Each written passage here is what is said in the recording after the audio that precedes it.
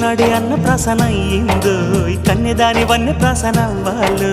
అమ్మ చేతి గోరు ముద్ద తిన్నాను అందగాడి గోటి ముద్ర కావాలో